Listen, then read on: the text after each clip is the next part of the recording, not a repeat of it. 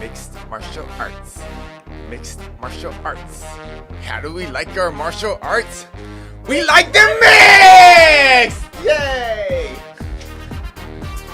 That's way too much. Sorry, I gotta move my microphone here. This is voice is Alexander K. Lee, guys. This is the UFC Vegas 107 preview show, MMA Fighting's preview show for Saturday's events at the UFC Apex in Las Vegas. That's right, we are back in the Apex once again, and appreciate it, guys. Appreciate it, because I believe this will be the last time you will see the Apex for the foreseeable future.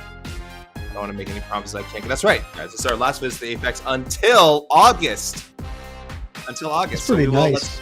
Yeah. No, I mean, is it though? I miss it already. And we've got a corker of a card here, which is, I think, up to the level of enthusiasm that Casey just brought. But before we get to the nitty gritty, let's talk about who is here to talk UFC Vegas 107. Of course, it is I, Alex K. Lee. It is he, Jed Meshew. I love and how it is also he, producer extraordinaire, Casey Klein. What's up, everyone? Let's give everyone a little chance to populate the preview show here. But I do want to I want to say again, this is so I think back to back, we were here 2 weeks ago. We were just here for the Burns Morales card. When I say here, of course, I mean the UFC Apex. And then we will hit the road, of course, next Saturday. We've got that pay-per-view in Newark, New Jersey, UFC 316.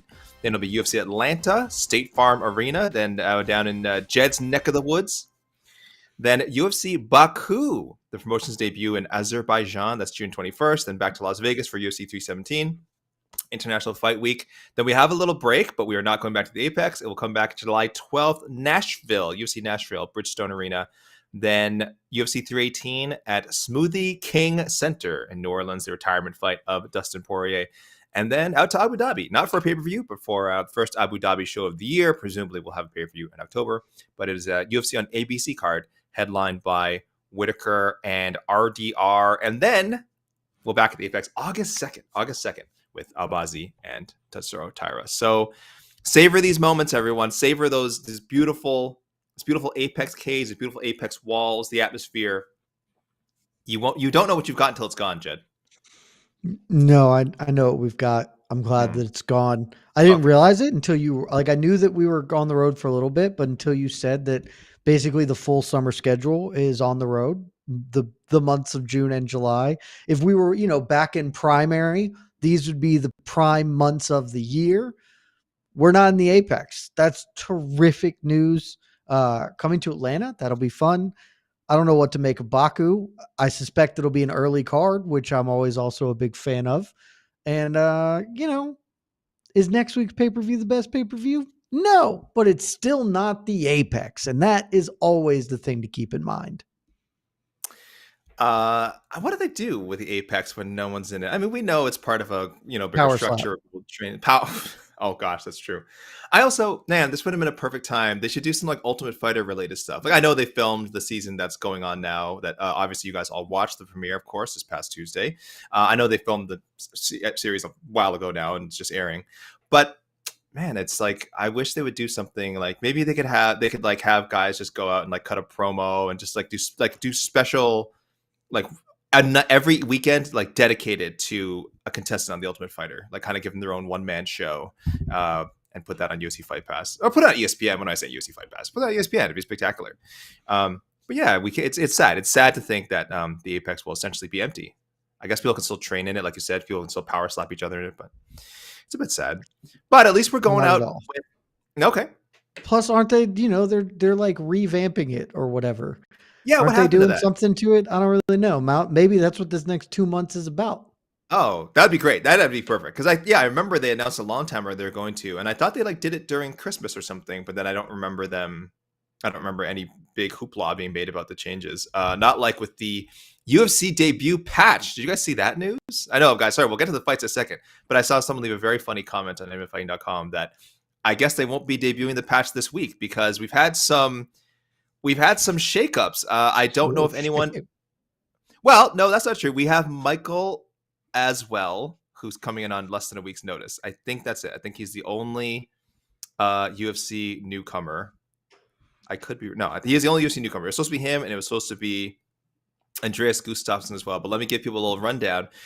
Yes, the Blanchfield Barber weigh-ins, the official weigh-ins went down Friday morning, and it was chaos, guys. It was chaos. We had Trevin Giles was stepping in on short notice to fight Andreas Gustafsson, and then out on just as fast notice. Apparently suffered some sort of injury.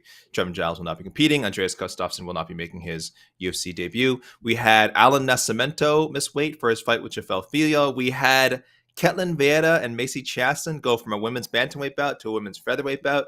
Apparently, Vieira had trouble making the weight, and she still got penalized. It's weird. It got changed to a featherweight bout, but apparently Vieira is paying 25% penalty. So I understand these things probably happen under the table when we have these late weight changes anyway, but it was just kind of weird to see. And then maybe the most damning thing, guys, our main event. Maycee Barber, half a pound over, weighed in with the box, did not help her, did not make a second weigh-in attempt. She forfeits 20% of her purse to Erin Blanchfield. Jed, are you worried at all about one, Maycee Barber? One, will this affect her performance? Two, should we be concerned about her making it to fight night? I think the fight is currently scheduled to go forward as a catchweight. I don't know, man. Like maybe, like we should maybe be a little concerned because like a half a pound is not a lot of weight to me. I mean, granted, Charles Oliveira once famously abandoned the lightweight belt because he just didn't feel like cutting another half pound, which is sort of insane. But like, that's just not a big number to have failed at, which means that she tried. Like, there was just nothing left to give. And if you look at her photo, she didn't look particularly happy on the scales. Didn't look like she was having a great time. So I believe she really tried to make it and just couldn't do it. That always opens the door for some shenanigans to happen in the next 24 hours as far as a medical issue, illness cropping up. When you put your body through trauma, your body tends to react accordingly. And so definitely have like a minor amount of concern. Because and the UFC should be very concerned because we know they don't want Mateusz Gamrot in the main event. They're doing everything they can to bury this man, and suddenly he may be called to service tomorrow. So I ultimately think it won't matter. We'll get the fight. It probably will affect Barber's performance a little bit, but I don't know how much that will matter because, spoiler alert, I believe Erin Blanchfield is going to have quite a day tomorrow, whether Maycee Barber is in good shape or bad, frankly. So hopefully, knock on wood, we at least get the fight going through tomorrow. Yeah, I was going to ask you, Jed, what were your thoughts on this fight heading into it? Not the tactical breakdown, just sort of how it's been up, if we can even call it that. I mean, I know I'm not going to lie to America, there's not a huge amount of buzz around this fight, but it is a fight with very logical implications. We know the flyweight division is, I don't want to say it needs contenders, but it's moving. Sorry, I should say the flyweight division is moving. Blanchfield has long been pegged as the future of the flyweight division. She had one stumble, bounced back with a nice win. Maycee Barber once claimed that she was going to become the youngest UFC champion ever. Of course, that ship has sailed, but they both had a lot of success over recent years. And I think a lot of people were thinking, behind Natalia Silva, of course, who just had an performance. One of these two very logically lines up to fight Shevchenko or Zhang Weili somewhere down the road if Zhang Weili comes up, or we don't know what Shevchenko's going to do. Maybe she retires, vacates the title. It looks like these two are firmly in the mix. Were you hyped up at all for this fight, Jed? And what did you think of sort of the pre-fight talk? How they chose to build up the fight? Blanchfield talking a lot about how she was a little concerned about Barber making it to Saturday. I mean, credit to them. They're trying to make it interesting, right? Like Maycee Barber has always been able to talk a little bit better than she's been able to fight. But that has been changing as she's on this impressive win streak, right? Like this is the same woman who came in and was going, I'm going to be the youngest UFC champion ever. And she is 27 and not currently a UFC champion, but like she knows how to at least say things that will get headlines, that will make people talk about her. And she has certainly tried to do this with Blanchfield. The problem with that is that now that you miss weight, the bill might come due in a tough way. Like if she goes out and doesn't put on a sensational performance tomorrow, it's just another thing that like there was already people just ready to write her off long ago. When she had that 2-fight losing streak to, who did she lose to? I have to look that up now because I can't remember. I just remember it was 2 in a row. Oh, it was Grasso was the second one, and then it was it was Roxanne Modafferi was obviously the famous huge upset loss. And people were like, okay, well, there she is. She's just talking. She's not getting better fighting. The circumstances with her dad and kind of not looking like she was learning appropriate lessons. People are already inclined to sort of want to bag on Maycee Barber. And if you talk a rash of shit and then miss weight and lose, that's probably going to come to a head in a way that's not ideal for your circumstances. So she has put the pressure on herself for tomorrow as much as she can, given the circumstances, because like we're going to talk about it. I don't know what the hell they're fighting for tomorrow. It doesn't seem like it's a title fight. Like it doesn't seem like this is a title eliminator, even though they're both top 5 women's flyweights. But, for as much as there can be a high pressure apex main event, this has become that for Maycee Barber on Saturday. But my inference from that, Jed, is that like if she delivers, from what you're saying, is if she does deliver, if she either wins like a really convincing decision or manages to finish Erin Blanchfield, which would be crazy, that she won't like that. This weight misses will essentially, you think it'll be forgotten. Like I think we can both agree. It'll be fine. It'll be fine. Yeah, I think because it's so small. If it was 5 pounds, yeah. But like this is one of those weight misses that like, I mean, frankly, we all had this same thought with and I know the Charles Oliveira weight miss for the lightweight belt's different because he missed championship weight, not with the 1 pound allowance. And so people are already willing to be like, whatever, he made the 1 pound allowance. Like it's similar. Mostly people don't care if you come in relatively near. Like if you're in the ballpark of a half pound, like I don't know that anyone, because no one should frankly be upset by that. Like, yeah, you didn't make your contracted weight. There should be punishment. You didn't do what you were supposed to do. But like, is that half pound a big advantage for you? Very unlikely that you're gaining anything. And so I think this will be swept under the rug. Like in other circumstances, right? Like if this was a no doubt about it title eliminator, maybe this could, a win for Barber tomorrow. Maybe that gives the UFC some pause, but like, Natalia Silva is, I would say, certainly ahead of both women right now in contention. And the ultimate endpoint is probably the winner of this fight fighting Natalia Silva next anyway. So no harm, no foul if Barber can get the win. If she can't, though, going to be tough scenes. Yeah, I think we agree that the weight miss exacerbates any sort of negativity that might come with a loss. Matchmakers, boy, they're not going to be happy about it. Let's just hope she gets in there. Again, did not look great on the scale, but we've seen a lot of fighters not look great in the scale and make it to fight net. Jose Aldo made a career out of it, and this is the only time I'll compare Jose Aldo and Maycee Barber. I assure you. Erin Blanchfield, the actual youngest champion in UFC history. Yeah. Oh, he's going there. He's going. Jed, don't do this. Don't do this. It's not the time. It's not the time. I did it. I said it. I meant it. It's not the time. It's not the time. Erin Blanchfield. She has been called a blue chipper as much as we call Raul Rosas 18-year-old Raul Rosas, right? It was just a part of when you talked about Erin Blanchfield, you always say blue chipper, future champion, blue chipper. We saw this stumble against Manon. No shame in it. Obviously, Vieira was a really good fighter. There was an age difference too. I think physical maturity difference with Vieira and Blanchfield. Bounced back with a win over Rose that I remember we all didn't love the moment. I think it kind of started off a bit shaky, but she did pull off a unanimous decision. So where are you now with Blanchfield, Jed? Do you still think that I don't want to, how do we go? Percentage? Do we go, let's go percentage. Let's go percentage. What percentage do you see her, chance? Do you see her becoming flyweight champion? Again, this could mean, I'm not asking, beat Martina or beat whoever. I'm asking win a vacant title. So, is there a circumstance? Do you see a path where she still has a good chance of becoming UFC champion? Yeah, I would still predict Erin Blanchfield to hold a belt before her career is done. She's still 26 years old. The path has gotten harder, right? Like when she was moving through everybody and looked like she was going to get a title fight at 24. Certainly Shevchenko is still a big roadblock, or I guess Alexa Grasso technically, depending on when you're holding that question. but she's still 26 years old, and she's about to fight one of the other young up-and-comers to make this a more tenable victory. She is going to beat Maycee Barber tomorrow. I feel very confident in that. And so then the question just becomes Blanchfield versus Natalia Silva. And that might not be the rivalry that defines the next 2 years of women's flyweight, but in the next 4, it seems almost certain that it is, because Manon Fior absolutely beat Erin Blanchfield. There's no really arguing that point. Manon Fior is also like 35 or 36. Like, she just failed in the title fight. I'm not putting her out to pasture yet, but she doesn't have much longer at the top of the game. Valentina is defying logic by still being at the top of the game at this point.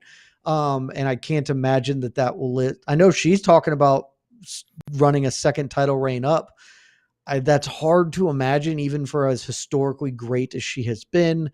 Zhang Weili, if she does end up winning the flyweight belt, I think most assume she will be fighting Shevchenko next. If she manages to pull that off and get the flyweight belt, she's also like 37, 36. Like, there's just there are old people and young people in the weight class right now. There's not really a middle class. And so it's the few young people are the ones who are likely to hold the belt in the next 4 or 5 years. Somebody could always come along out of nowhere. We see it happen all the time. Ilia Topuria broke through in a matter of a couple of years. Like, these sorts of things can happen. I think it is less likely to happen in women's mixed martial arts, just because women's mixed martial arts does not seem to be a boom period right now. And so it's the names, and these young women are the names who are going to be at the top.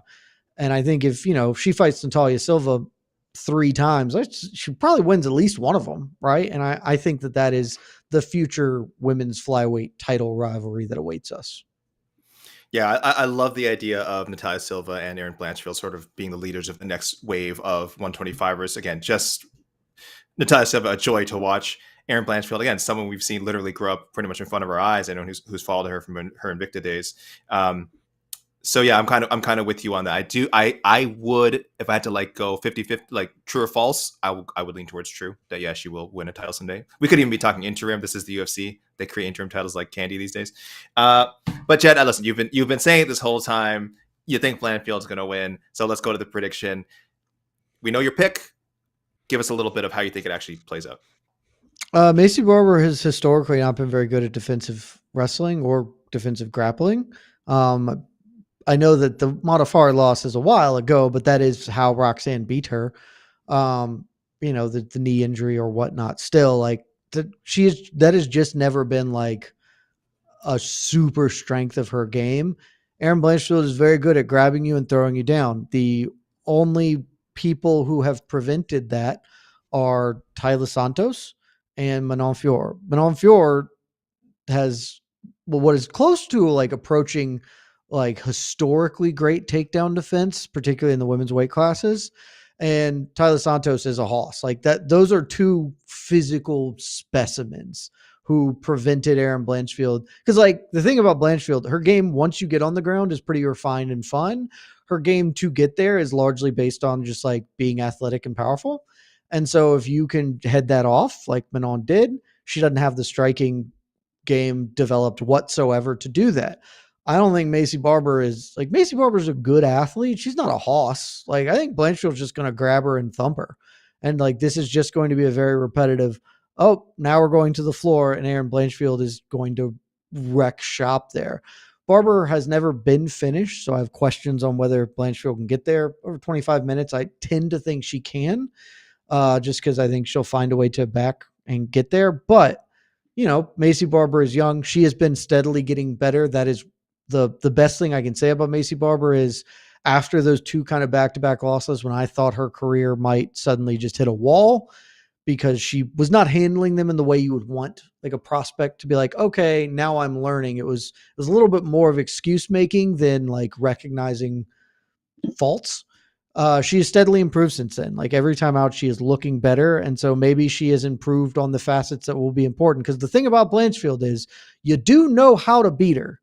There is a blueprint on how to have success, and it's don't get tackled. And so maybe Barber comes in, maybe that extra half a pound is critical to keeping her on her feet enough, and she can win a striking affair. But I am relatively confident that Erin Blanchfield is going to have a very Erin Blanchfield fight on Saturday.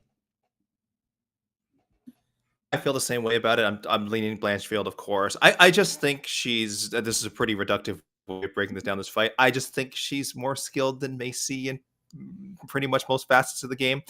The one edge I always like about Macy, and this hasn't been evident in all of her fights. Don't get me wrong. She's had some, to put it like Chukagian-y performances, like one or two where you wish like the striking was a bit sharper, was a little bit more impactful. But when she kind of gets into it and like gets her offense going, she has been fun to watch in the past, and she's that line of like we always talk about, is someone a martial artist or just a fighter? And I think Macy tilts towards fighter. I think that's what I always like about it. I do feel like she's going in there to hurt someone, to win a fight, to get a finish.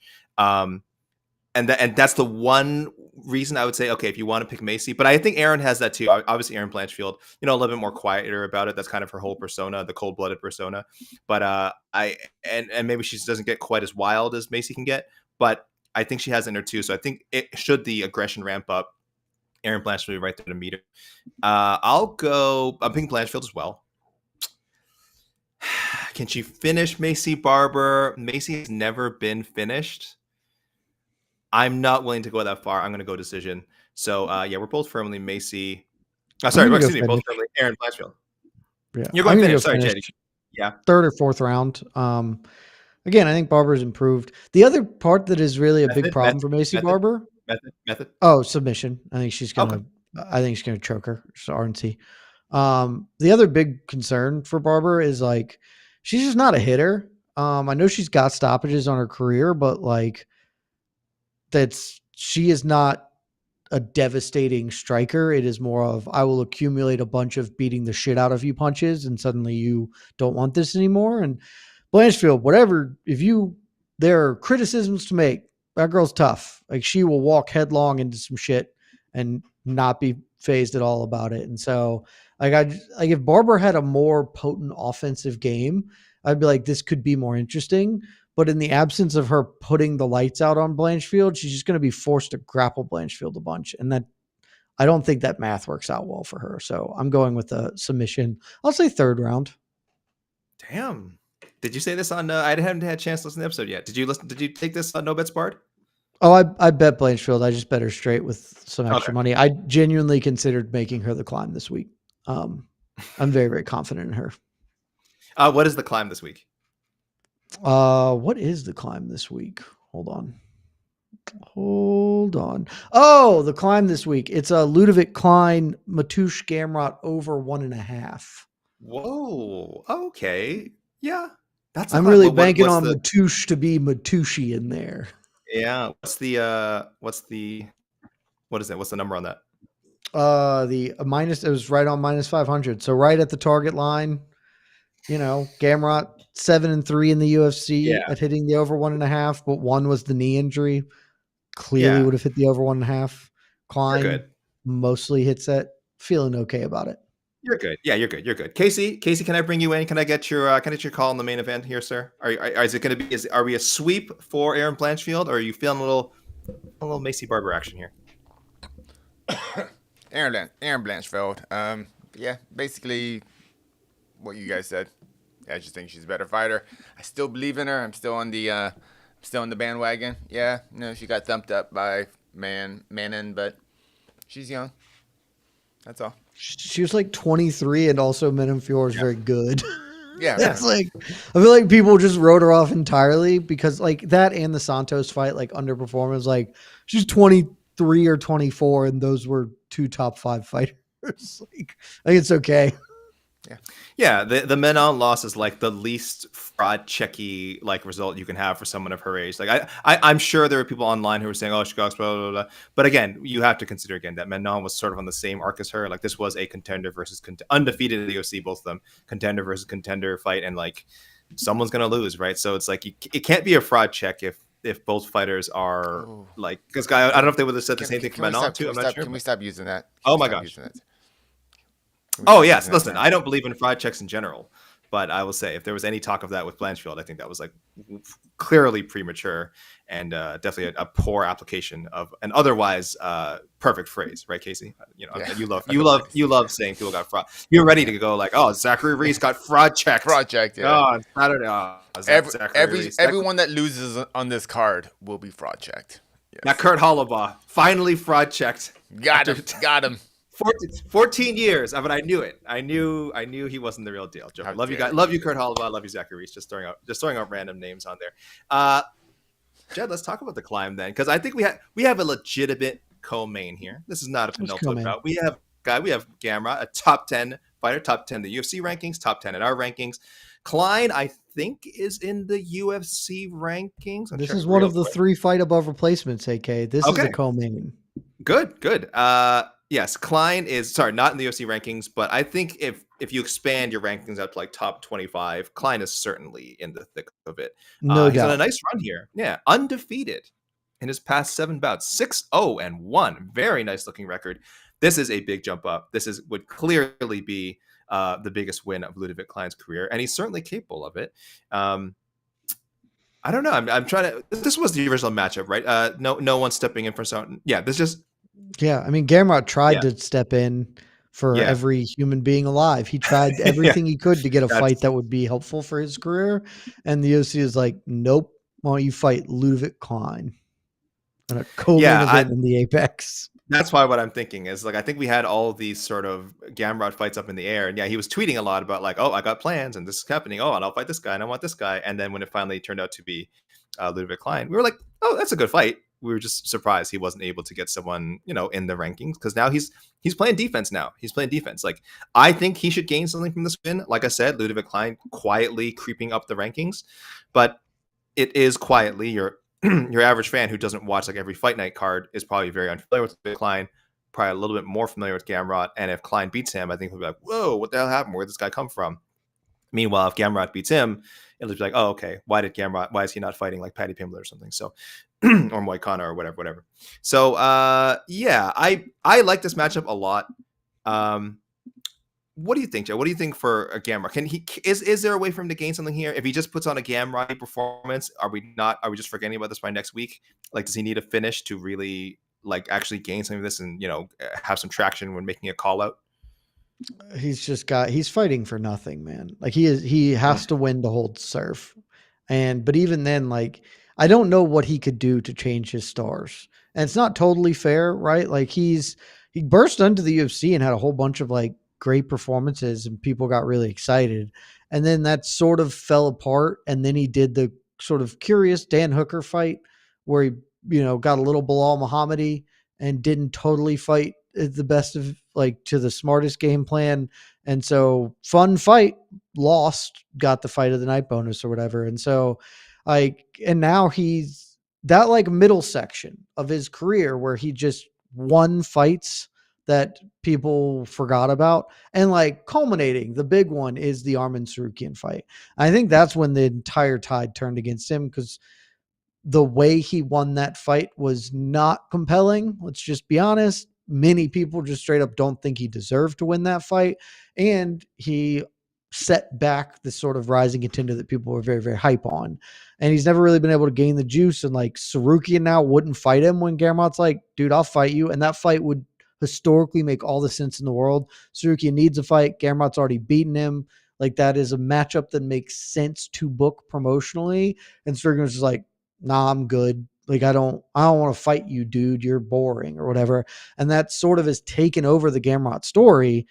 And that's why he's getting Ludovit Klein. Like, credit to Ludovit Klein. I think he deserves a crack at the top 15. And because timing or however this worked, instead of getting somebody at the back end, he's getting number 7, right? Like, this time Tuesday, Ludovit Klein could be legitimately in the title mix at lightweight, which is terrific for him, but really tough that Gamrot is in that situation of hasn't really done anything wrong, just isn't the most entertaining fighter, has a bit of a bad brand going right now.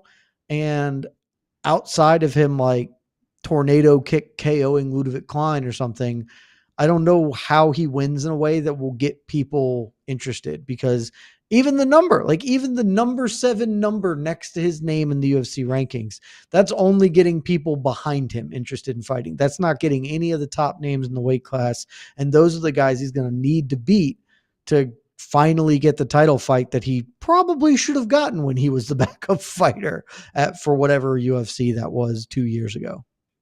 Yeah, I believe to date isn't he the only person to come in as a backup and not get at some point a interim a title fight or an interim title fight? I believe it's still only him. To the best of my knowledge. Like I'm trying to think who's come up recently. I think maybe Manel Kopp, did he come in as a replacement at some point? To the best of my knowledge, the only backup like person who actively weighed in and did not later get a title fight is Gamrot. Yeah, that's tough. And like the best part of it is he is one of the only ones who they needed, because in other circumstances, the fighters just haven't needed it. He was there and they were like, oh, Charles can't fight. Let's get Fat Volk and do that instead of Gamrot. Like it could not have been more clear that they should have. And I remember arguing vehemently, like, this is really stupid. We should just let Gamrot fight. I know people don't want to see this, but nobody's going to want to watch the Fat Volk fight. It's going to be dumb and it's going to be a waste of a great rematch. And I was right, because that was dumb and a waste of a great rematch. And Gamrot could have had his day. And instead, here we are.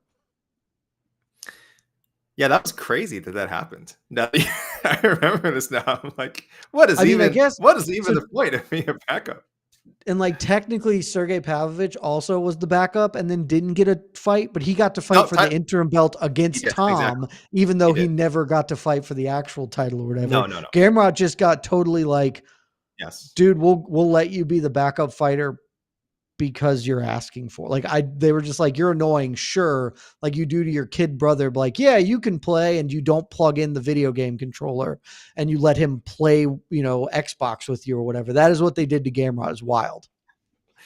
We should add, Ian Machado Gary did recently fill in as a backup, but I think he will fight for a title someday. One, it's too early to say, and two, he literally did that this month. Yeah, if we were to bet, I think he's going to fight, and I think most of us think he's almost somehow going to end up in a title fight no matter what. So, very likely Gamrot going to stay the only guy on that list unless something disastrous happens with Ian Machado Gary's career. But yeah, so that's where we are with that one. Again, I think a fun co-main. But you're right. A lot more stakes for one guy than the other. For Gamrot, it's showing up. It's hopefully getting another UFC win, get that paycheck, stay busy, and ideally set yourself up for something meaningful in the second half of 2025. Because there are some lightweights. Nobody above him is going to fight him, is the thing. Like, look at this list above him. So Islam is still the UFC champion, even though technically we know that's not true. Arman has flat out refused to fight him. Charles is fighting for the belt. And like, maybe if Charles loses to Ilya, maybe they would do that. Gaethje has basically refused to fight him to some extent. Max Holloway is fighting Dustin. Dustin's fighting and then retiring. And then Hooker just beat him. Like, nobody above him is going to fight him. He is going to have to fight back again after this, almost certainly. Man, I hope you're not listening to this, Gamrot, out there, because we're not providing a lot of motivation for you. Dude, like the best he can hope for is like Renato Moicano. Like that's like the best he could hope for right now. Jed, you got to be careful, because if he is watching, he might be thinking like, "I'll show him. I'm going to destroy Ludovit Klein inside of a 2 minutes." I like Mateusz Gamrot. That's the thing. Like, I enjoy him, and I want good things to happen to him, but like, maybe he can get the Fiziev fight after this. They run that rematch without the knee injury and hope that he's in a tough situation, man. It is. But again, listen, you got to get in there at some point. So I don't know if Gamrot waited too long, or again, like you said, just had some bad luck. Some people like Sarukian straight up saying, I don't want to fight this guy. Dude, he didn't try to wait. He was like, oh, somebody's pulled out. I will step in and fight. I'll fight anybody. He is out here chirping, and everyone's like, no. They don't want it. All right. So this card let's look at the rest of the main card. This is super weird. For beyond the stuff that just happened Friday morning, like I said, we had some shakeups there. Already there's some cards Oban Elliott was supposed to fight Ramiz Brahimaj. Brahimaj now fighting Billy Ray Goff. Billy Ray Goff was supposed to fight Sokyon Ko. Ko had visa issues, so I think Ko is now fighting. That was what Oban Elliott had too. Oban Elliott also had visa issues, so the two fighters with visa issues are like, Just match up their opponents. Yes, and vice versa. Elliot and Co, I believe, are now fighting at Baku. If I'm not Are they really doing that? That's mistaken, incredible I if that's the think case. so. Is that the June 21st? Right, No, that's no Baku. visa issues for Yeah. Azerbaijan. No visa. Azerbaijan just says, "Come on, come right in." So Elliot and Co, if anyone's looking those guys That compete on Saturday, rocks. are fighting each other now That's in so Baku in a dope. few weeks. And they said Brahimaj and Goff just fight each other. But this is how it should be. We see this stuff happen all the time. Like guys in the same weight classes, like weird stuff happens. And we're like, why don't they just match these people up? And that's what they're doing. That's I what they're doing. love They're that putting Goff. so Yeah. much. I love They're that putting so much. Goff and Brahimaj together, and then later we'll see Ko and Oban Elliott. We've got Dustin Jacoby, Bruno Lopez. Dustin Jacoby, just God, always so fun to watch. The light heavyweight division sucks. That does not include Dustin Jacoby. Justin Jacoby is just a ray of light in this dreary, dull division. What was supposed to be, I told you guys at the beginning, it's so rare we have women's bantamweight fights, ranked women's bantamweight fights, and guess what? Technically, we're not having one on Saturday. We're not going to have one Saturday because Ketlen Vieira, apparently some weight management issues. I guess they had informed Macy Chiasson's team that they would not make 135. Could we make it 145? And we'll give you 25% of our purse. I know we'll get to the question soon, but I saw Joseph Boza asking earlier, like, have you ever seen someone like agree to a weight change and then still like suffer a penalty? And I'll tell you, like, again, this happens all the time. I just never see it released publicly so quickly. But I guarantee you guys, almost every time you've seen like, oh, this was changed to 155 or this was changed to 170. I almost guarantee every time money was exchanged. I think sometimes it's just depending on the commission whether you need to disclose it or not. But yeah, if you're the guys who are doing a favor to the other team, they're going to work out some sort of money going your way. So yes, it does happen all the time. It just usually doesn't come out like right away, almost like it's a penalty, which it sort of is. And what else have we got here? And what's our last main card fight? Oh, Zachary Reese and Dusko Todorovic. Middleweight bout, kind of, but I think this should, like, they're projecting this to have a finish, so that's where that's opening. So yeah, it's a main card, Jed. It's not. It sure is a fight card. As I said, there are three of them now. A couple of boons. One, this is a 3-fart card, which is, well, like standard issue Apex fare, better than some, like really low, but not high. But if you're going fights above replacement tussle percentage, then this is doing great because we've only got 10 fights tomorrow. So 30% of the event is above replacement level, which is pretty solid. Plus, I love a 10 fight card. It's just breezy. It's easy. We'll lock in at 7. We'll be done in 4 hours, 5 hours. I think 5 hours is probably where it's at. Not going to be there forever. This is like, if you're going to do an Apex card, this should be all Apex cards. It should be 10 fights. 3 of them like are meaningful, and then 7 of them are various piles of okay, right? Like, because many of these are like, there's some stuff about these other fights that are interesting. Balajioki is a guy I like. I like that better when it was whoever it was before the Mike Aswell change. I can't remember right now who it was. It was some other Contender Series dude. But like, that fight was a little more interesting when it was the 2 Contender Series guys. Like you said, Dustin Jacoby, usually a good time. Zachary Reese, Dusko Todorovic, like that fight's just not going to last for more than 5 minutes. So if you're going to waste my time with a almost meaningless fight, at least make it a quick one. That's what we got going on there.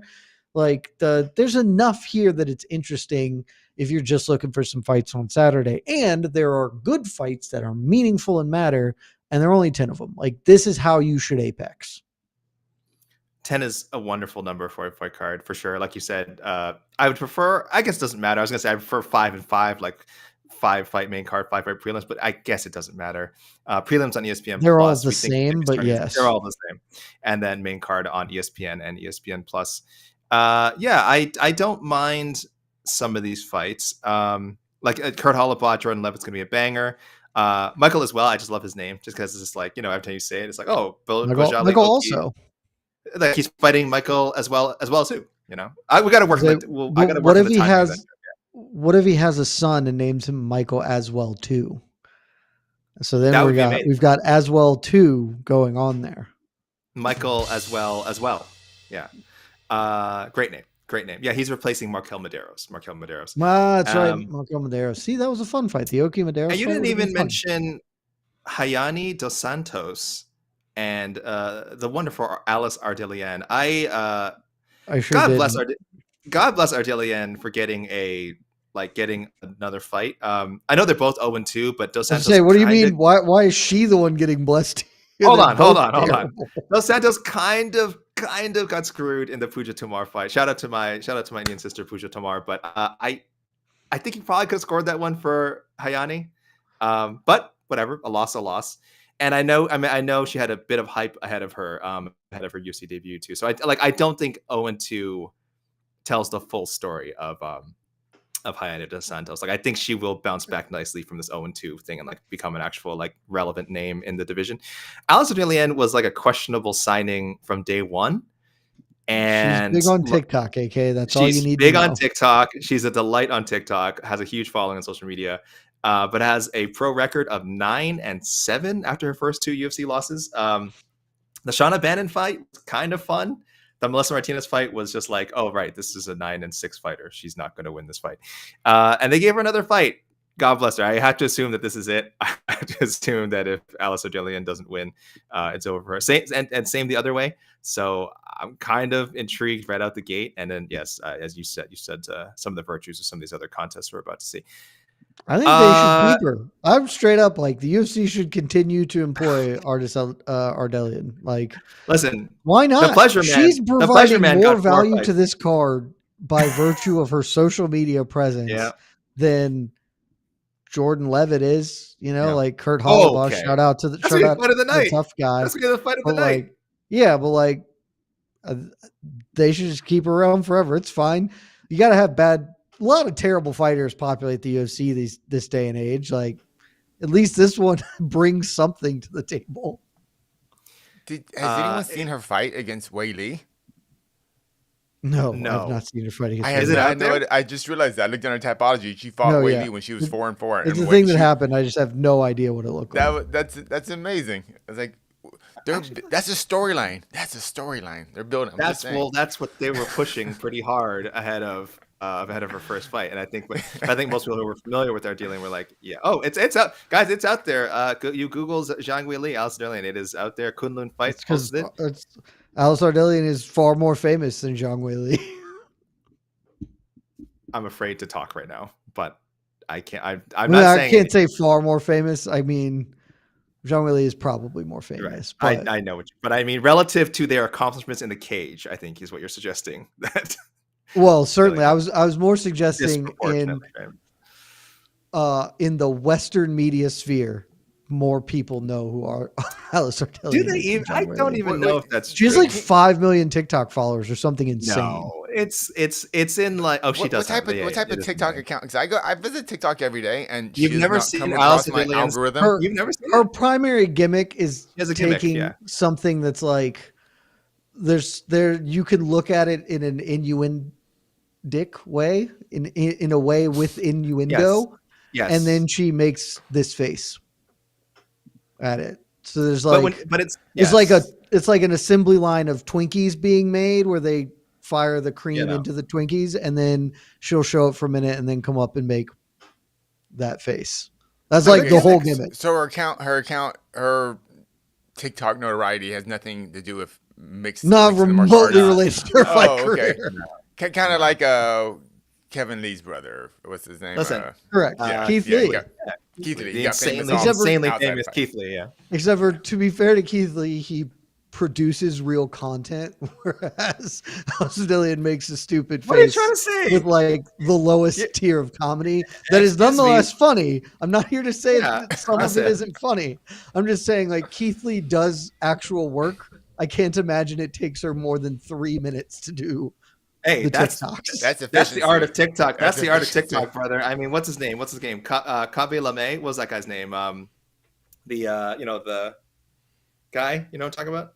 Oh yeah. You guys don't know. Kaban Lame. I couldn't tell you that guy's name, but I do know that. 2 minutes. 2 minutes to make his videos, and he's like the biggest TikToker in the world. So brevity is a soul of wit. Alice Ardillian, you keep doing your thing. I do hope you get another fight, win or lose, because again, Anton Turkalj, the Pleasure Man, got 4 UFC fights, and he didn't win a damn thing. So if we can, our hearts, forever, he'll be back. I'm not even going to ask for a low-key banger. We've given every fight its due. I think we've shown a light on We've all done of what we these can here. these ugly ducklings. Yes. So Casey, let's go to a few questions. All right. So we're clear. When you Google Alice Ardelian, the Google pre-fill says TV personality, not fighter. Yes. Accurate. Casey, turn off your safe search and go watch her TikToks when you get a chance. Okay. They're very PG. Yeah, it's TikTok. It's PG-13. PG-13. Everything's TikTok. taken on TikTok. Yeah. It's funny. It's all She's very wholesome. It's all very 3.8 million followers. that's a lot of followers. I'm going to comfortably say that's more than any other. That was wild because I had no idea, and it's completely unrelated to the punching thing. Completely unrelated to the punching thing. I would assume she makes far more money making that face on TikTok than she does in the UFC. And she fought and she lost to Wei Li. That's wild. What a story. And Deanna Belbita. Don't forget she lost to Deanna Belbita too. Yeah. She fought the biggest names. Super chat from Terrence. Terrence Leverett. Thank you, Terrence, for the super chat. Can Jon drop the belt and fight Brock? 2 million pay-per-views. Why would he drop the belt though and do that? Why would he drop the belt? He would prefer to defend the belt and then also get whatever pay-per-view, because guarantee a pay-per-view percentage. Jon has no reason to drop the belt.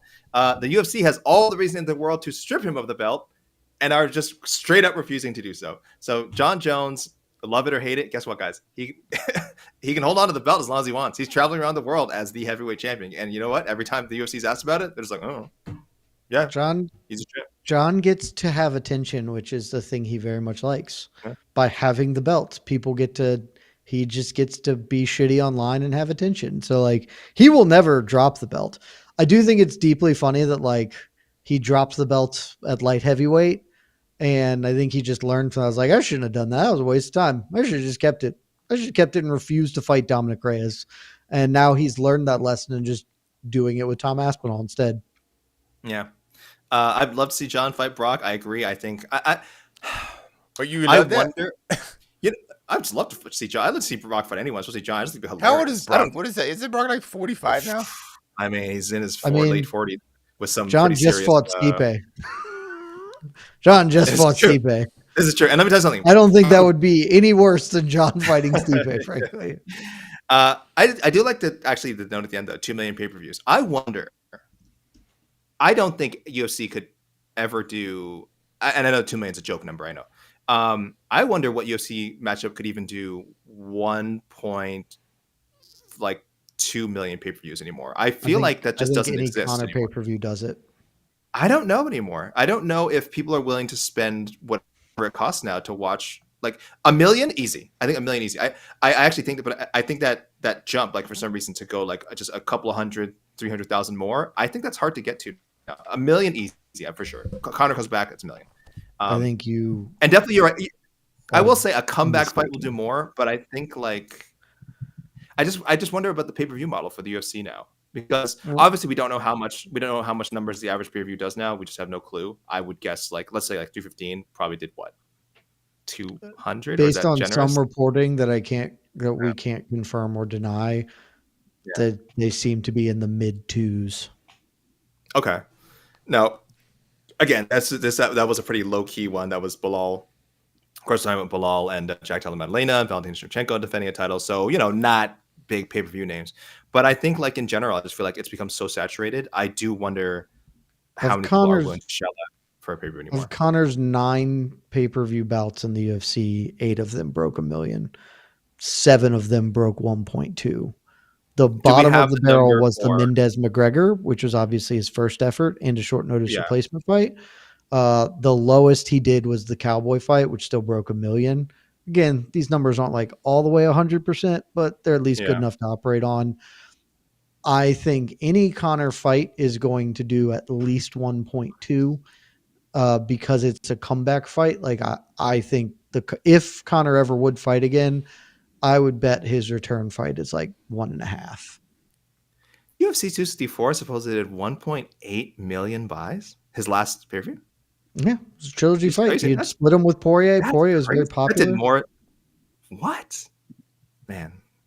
I don't miss Conor, but that is Like that is wild. I am totally not forgetting, but I'm trying. I guess I'm don't trying to have miss faith. Connor. I do miss big fights, and Connor fights were always big. I'm trying to have faith in humanity that they wouldn't flock back to this jackass, to put it nicely. But who am I kidding? What is this my first day? Is this my first day working in combat sports? What am I doing? So Hey, you know Chandler's what? out here tweeting January 24th or whatever the shit he was the other day. Yeah.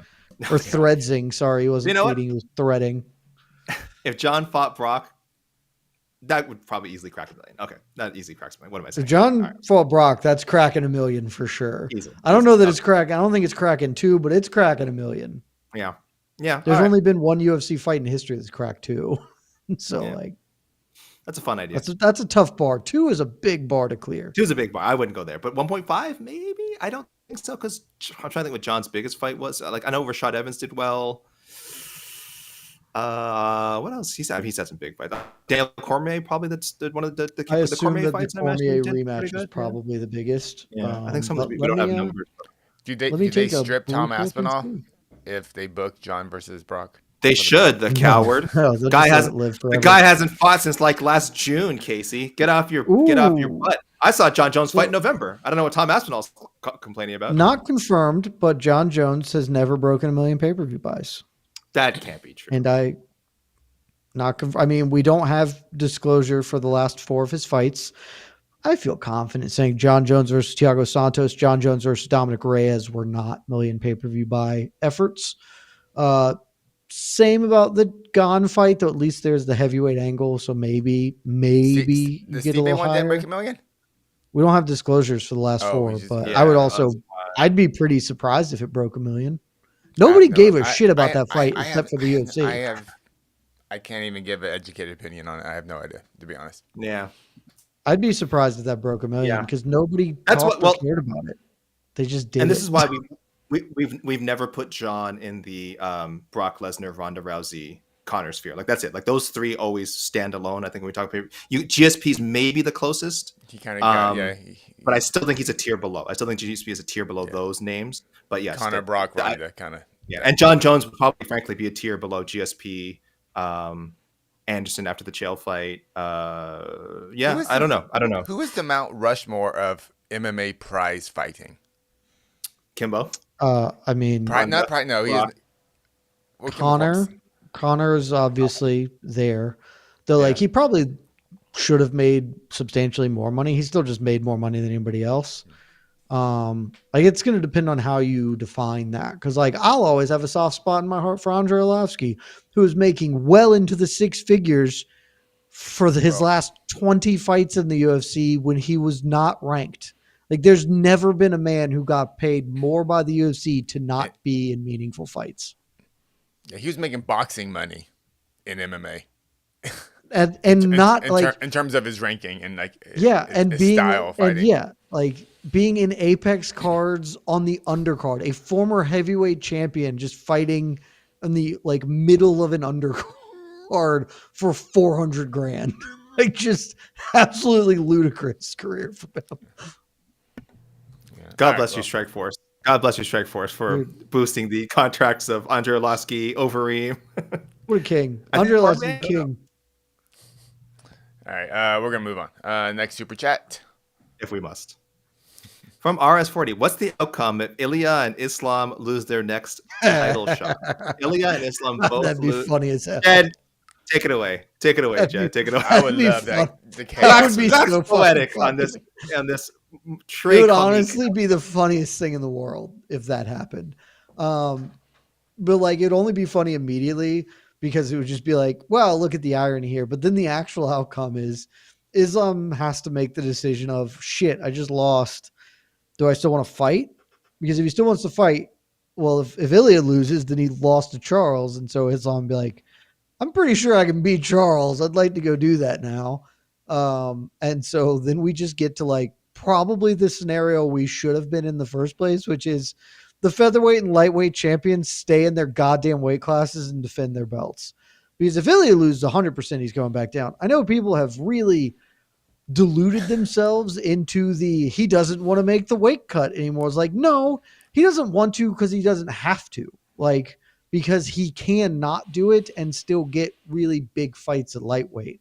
But if the option is suffer to be the featherweight champion and the perks that come with it, or be a dude at lightweight like an also ran, he's going to pick the featherweight thing. Like, I don't buy the weight cut thing for literally a second. This is not like Ilya cuts weight, but he's not Connor, who looked like he was dying every time he stepped on the scale. Ilya's just like, he's not even that big a featherweight. Like, he's a biggish featherweight. He's not massive. He will just immediately go back down and reclaim the belt. Islam will do the same thing, and then will probably be in like 3 years, 2.5 years, Ilya has gotten the belt back, and suddenly he's like, I know I lost to Charles, but now I'd like to fight Islam because he is still so scared of me. He is a fraidy cat. Because Ilya is transparently just like prize fighting and not doing it. Like, he's just maximizing his career, which you can't blame him for, but like, it'll be a little annoying at that point if we got there. But it would be deeply funny if they both lost. That'd Casey, be wild. are you Biggest drinking the haterade? No, if the biggest pay-per-views in 2026 are going to be Volk versus Ilya in the rematch, and then Charles versus Islam in a rematch, with the other guy as the champion. Yeah. And then poor Arman Sarukian is forced to fight Mateusz Gamrot. Yeah. Fine, I'll do it. Nobody else. I'll say you're right, Jed. The weight cutting thing, for sure, he could make 145 if he wanted to, and if the opportunity's there, it just makes so much more sense to him. Yeah, those old Connor pictures are scary. Every time I see them, I feel like look like corpse.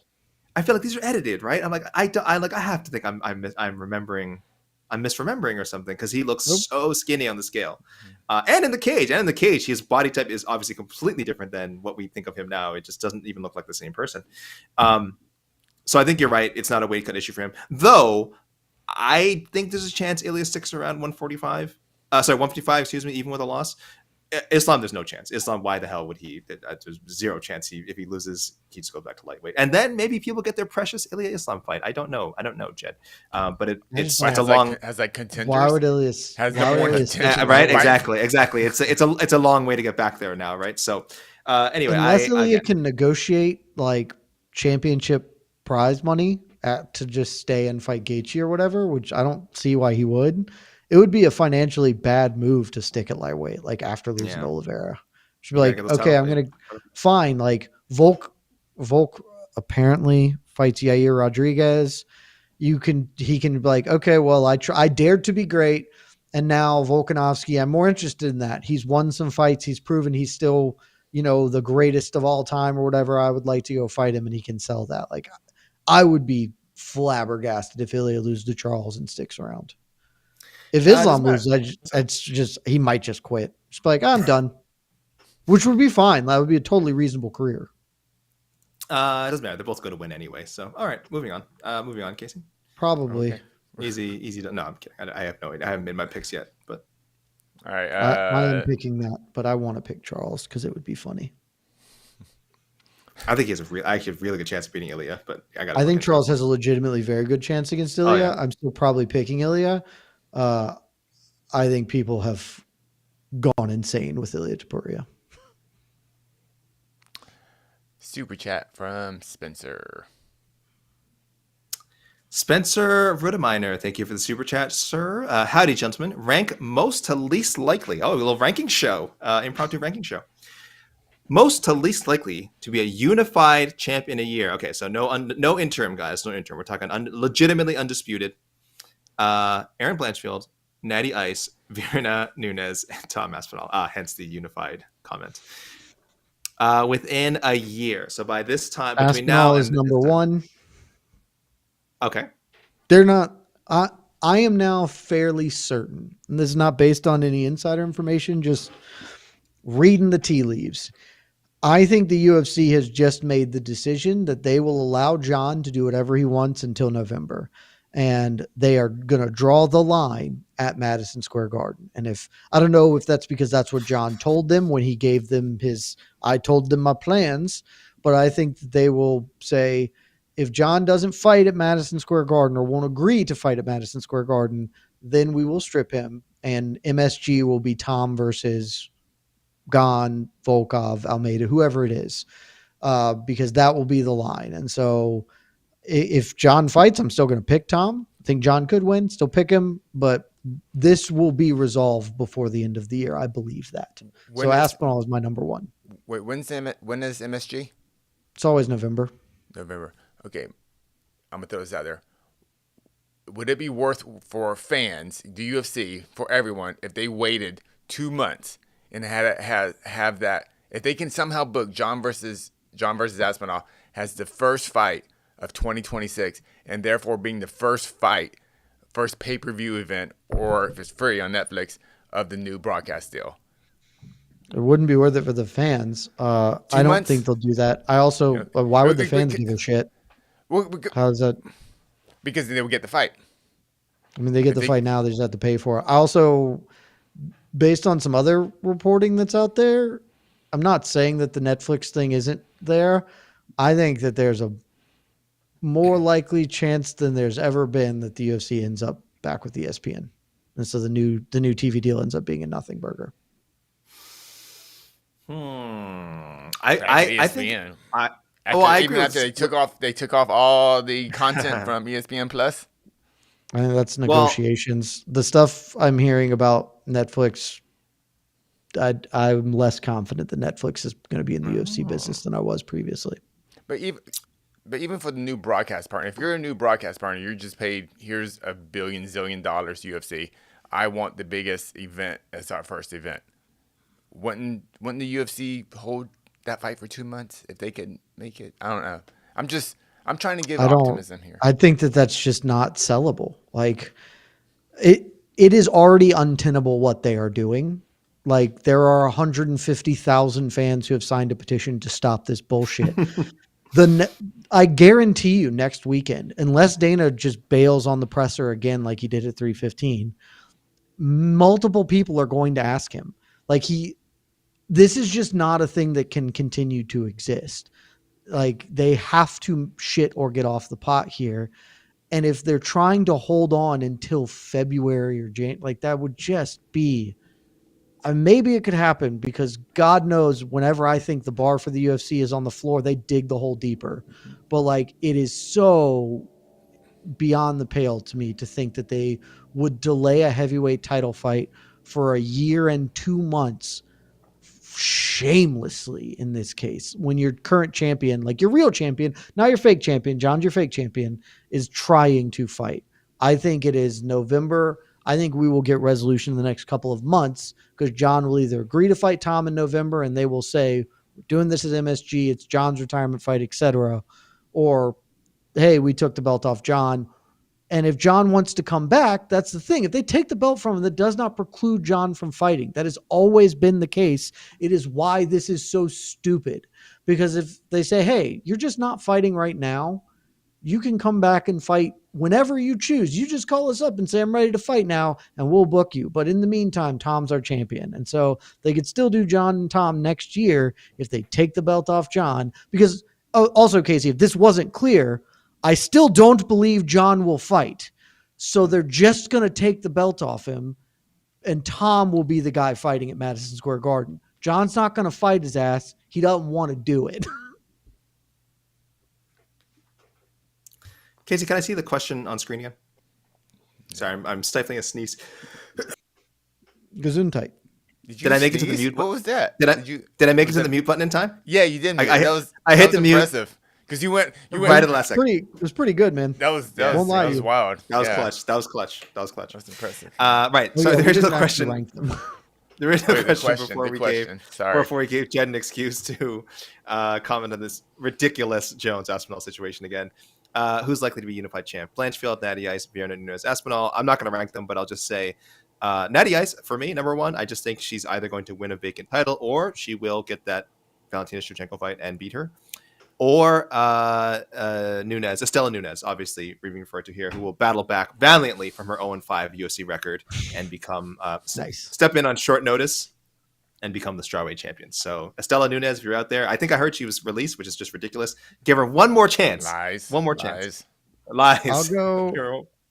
I'll go Aspinall. I'll go Vieira, Nunes,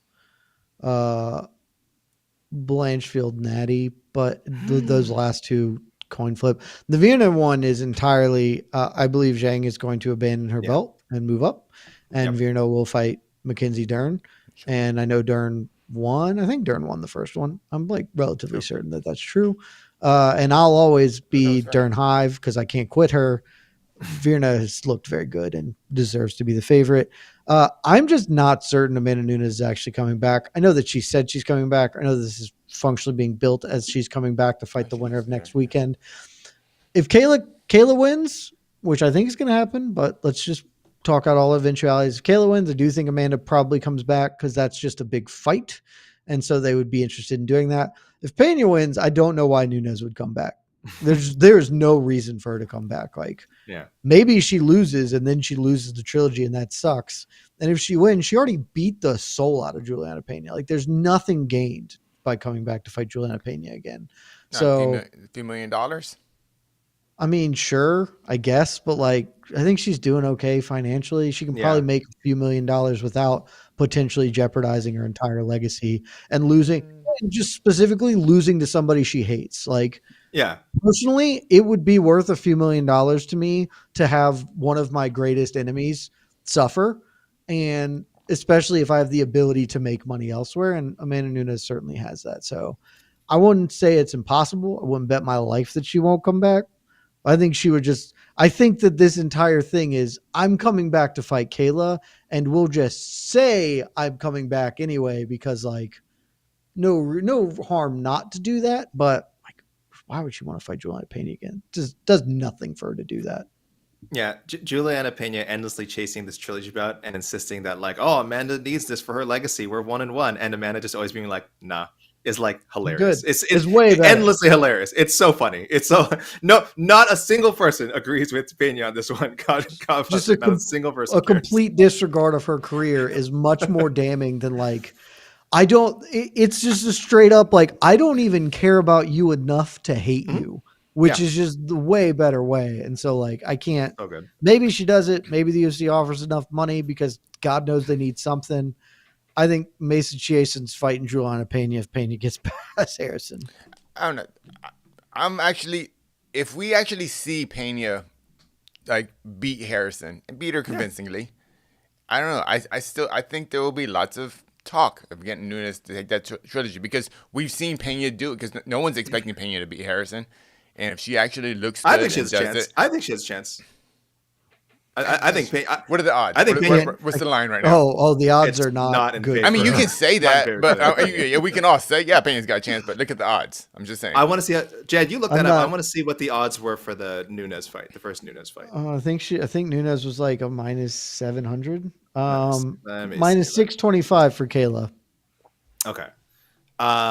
Nunes was minus 800. So Nunes was obviously a bigger favorite than Kayla. That's a huge number. Again, I do think one of my greatest bets in history. Let me put it this way. I would be far less shocked by Pena beating Harrison than I would Amanda. That's not saying much, but I think most people would agree. That's what I'm saying. It's like, it's not a shocking statement, because I think most people frame it that way. Like, what would be more shocking? Like, how would the shocks compare? It would be surprising, but nowhere near as surprising as when she beat Amanda. Like minus 800 almost wasn't high enough. It was like that line almost seemed too close, and then she pulled it off. So I don't have my rankings in front of me, but I'm pretty sure I still have Pennington ranked in front of Pena right now. That's messed up. I had Pennington winning the fight. I was like, that's true. That's true. I thought Pennington won the fight, so I was like, well, I also thought Pennington won the fight. As did I. I'm just too adherent to like, oh well, the result was the result, so I'll go with the result. But like, I feel pretty strong. On that fight. So. Where's Rocky? Rocky, get back in there. Yeah, if you're healthy and I know she's enjoying her life, whatever. But I'm saying, when it's time, Rocky, we're ready to see. Okay, we've gone an hour 10. Okay, I'm sorry. On the UFC Vegas 107 preview. It's a great card. This is the last time we're going to be in the Apex. There's 3 farts on it. I don't get to talk about the Apex for 2 weeks. Don't take this away from me. Don't take this away from me, Casey. You know what? This. Here it comes. Actually, here it comes. Ready? Yeah, are you ready for this? Perfect. I know what's coming. Yeah. Yes, Sleeto asking, AK, are you watching Tough? And you know what, Casey? I was wrong about that. Like, this is perfect, because I was saying, actually, I get to watch a fight in the Apex every week again, because that is where the Ultimate Fighter is filmed. So you know what? I shouldn't complain. I am getting to see the Apex every week. Probably more Apex than I ever wanted to, because yes, Ultimate Fighter is back. You guys all watched it, of course. You guys all watched Joseph Morales score a first round submission of Eduardo Henrique. It was it was on par with Kimbo Slice and Roy Nelson, right? The whole nation had tuned in to Ultimate Fighter for one night. It's back, guys. Cormier's coaching, Chael Sonnen's coaching. We've got like a Brazilian Canadian guy in there. It's exciting. It's exciting. So yes, Slito, I am watching Ultimate Fighter. All right. Thank you, Slito. I'm happy for you, Slito. buddy. Thank you so much, Slito. That was a wonderful $1.99 spent. Because we have to pay AK to talk about Tough, right? Slito, if I see you, I'll give you a toonie. If I see you in public, I owe you $2. All right, and our last super chat before we get out of here. Back Spencer again. Spencer Rudeminer, again, I'm a pretty diehard MMA fan, but don't think I ever had thought to commit my career to it. What was each of your inspiration to be an MMA media member? Oh, Spencer, how much time do you have, Spencer? I'll go first because I'll be the quickest. I'll just say, it's a LinkedIn post. What are we doing here? Yeah, I've always wanted to cover sports. Basketball, my first love, and I think where I went to go work, there was like option to cover both, but like they wanted me to focus on MMA, so I said, yeah, I'll focus on MMA. So obviously, it's something you get into as a fan. Wrote about it for fun. Did blogs on the side just for free, no one paying me. Bloody Elbow, they used to have a great fan post section. Not sure if they still do. So started cutting my teeth in there. And then, one thing led to another. I got a lot of opportunities where I would go somewhere and then someone would leave and I would take their spot, and it was great. And yeah, soon enough, I was working alongside the Jed Meshews and the Casey Lydons of the world. So, it's really, for me, just a labor of love. Like, I just think MMA is so fun, or at least it was so much fun when I got into it. And I still think there's a lot of moments that are like really enjoyable. So I'm, you guys know me. I'm the Prince of Positivity.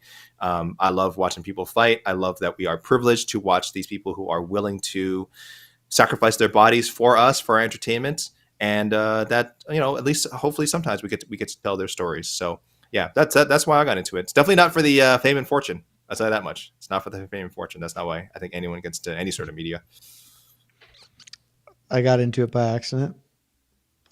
This was not a plan. As most of my life is not a plan.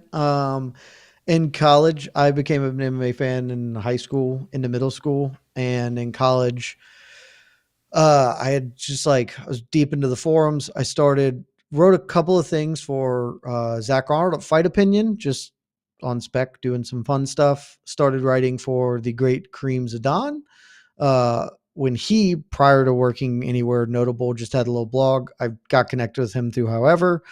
Went to law school, was going to be a lawyer, got out of law school, didn't want to be a lawyer because it sucks. Don't be a lawyer, kids. Unless you want to. Like if you want to do that, that's cool. Not for me. Was trying to figure out what to do. Started working at a tech company and was like, I would like to write a little, just want to get back to doing some writing. Reached out to Kareem. Kareem was like, I actually don't run a blog anymore because I'm a successful and good person, very good at my job. He had been hooked up with BE at that point. He was like, I think I can get you on. He got me on a BE. Literally, I pitched BE a spec series, and then literally my second day of having login credential stuffs, the BE staff was like, hey, MMA fighting as a job. Would you like it? You should contact this person. I was like, cool. And then here I am. Been here ever since. And I did the tech job while I did this. And then I decided that sucked because I prefer to wake up every day and not hate my job. And while there are many things to hate about this sport at times, I never hate my job, which is worth more than the fame and riches of being a lawyer, certainly. I saw Tough 1 and I fell in love. Yeah, Bonner Griffin. I was like, whoa. Hey, I did it. I still have never actually seen that fight. I was not part of my life at all. No, it's a good fight. I've seen a couple highlights, but yeah. Casey, the thing is, that's not even a story anymore. There was such a big period of time of fandom where the old shitty fans like me were like, oh, you're a Tough fan. Oh, you became a fan because of Tough or whatever. That is not because the fandom is now, maybe the fandom is, I was a Connor guy and then I became a fan. And now it's more likely just I don't know, Donald Trump got into fighting and I was like, that's cool. or I saw it on the Nelk Boys podcast, like, because that's how quick the fan cycle moves here. Like, if you are a tough fan, you are an OG in MMA at this point, which is wild. Is there anyone out there that's like, oh, I saw Ted Cruz at a UFC event. I was like, well, nobody has ever seen Ted Cruz and been like, I'm excited. Well, Ted UFC Cruz was excited. UFC put him on camera. They put him on the big screen. They're like, Ted Cruz is here, guys. Yeah, but Ted Cruz is one of the most fascinating men of all time because I don't think there's a single person who likes him, and he consistently wins public office. It's a real paradox. I just came back from Houston. I had some long conversations about Ted Cruz in Texas, and they were favorable. I just got emotional, Casey, thinking about the next generation of MMA fan watching The Ultimate Fighter 33 and, Joseph Morales versus Henrique. Maybe Eduardo Henrique. Save the sport. And just being maybe that's me. Listen, someone out there, that's their first fight or that's the first MMA show they've ever watched. And they're like, they fell in love. I don't think that's true, buddy. Someone out there, this is the first show they've ever watched and they fell in love. All right. Just like Casey did. And then I think the best we can hope for is that the Noche thing or the UFC 300 made new fans because someone is browsing on their ESPN Plus with nothing to do, or it's on ESPN. It's on ESPN, right? On television. Someone is just randomly catching this episode and is falling in love, just as I did when I watched The Ultimate Fighter 6 randomly with Matt Serra and Matt Hughes. All right. Someone's sitting at a bar watching it with no sound. And they're down on their luck. They've lost their job. Their partner has left them. Oh, you lost your job. Watching MMA. They don't have a dollar to their name, and they're just they're relying on the kindness of strangers. Free drink from the bartender. He's got tough on the screen for some reason, and this guy is seeing this, and it is changing his life. Or it could be a woman it could be a child in a bar, and it is changing their life right now. That you just don't know. You don't know where the next. I will say, I think I might be the only person who works in the media side, at least, who got into it who was not a fan of the sport. Probably. I mean, it's a very small number if it's not. I came into it just because of my my video production skills, and then eventually I was like, oh, I guess I better learn this stuff too. And then one day somebody wanted to hit something. And now you're okay. And then suddenly you're in the cage. Yeah, a couple layers. Holding on to a man for dear life and 24ing his ass. Yeah. All right, right. I think that's it. That is it. Boom. There it is. I'm supposed to wrap up the show properly, right? Oh, okay. Thanks everyone for joining us for surprisingly long UFC Vegas 107 preview show. Again, last trip to the Apex for a while. Savor these moments, guys. We savor the time. Fair, we talked about this show for 20 minutes of the hour. Savor the moments that you guys choose to spend with us. Thank you, AK Klein. Thank you, Jed Meshew. For Alexander Kaley, I am signing off. Watch the Q&A and post-fight show on Saturday, everyone. Bye-bye. They say if you do what you love, you'll never work a day in your life. That's not entirely true, but I still firmly support doing what you love. It's way better than doing what you hate. Love you. Cut him off, Casey. Cut him off. Happy birthday, AK. Oh, no.